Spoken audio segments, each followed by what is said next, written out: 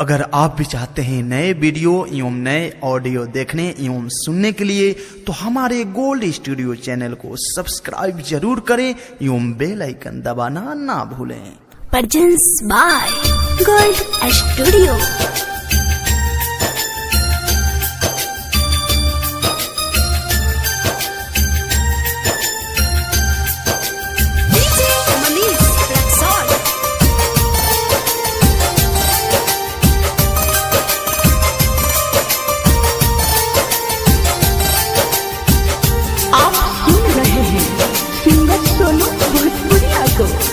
जहाँ जाए सनम बनैखे गम,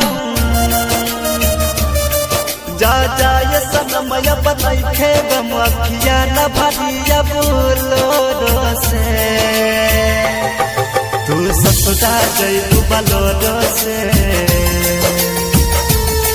तू ससुरा जइबू बलोरो से, मननी मन पटाले तोरो से, ससुरा जइबू बलोरो से, मननी मन पटाले तोरो से। जहाँ जाए सनम बनैखे गम,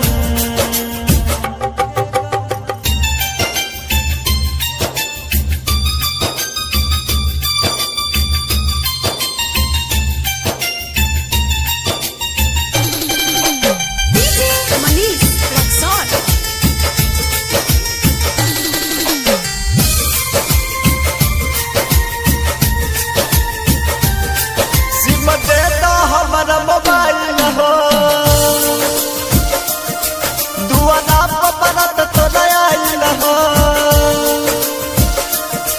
मेहदी जाके तू लगाला हो, सोना हो चिंगार सजाला हो, सुनो ये रानी भुलावतनी, सुनो ये रानी भुलावतनी, बन जइबू दोसरा के डोरो से, तू ससुरा जइबू बलोरो से, तू ससुरा जइबू बलोरो से, मननी मन पटाले तोरो से, तू ससुरा जइबू बलोरो से, मननी मन पटाले तोरो से।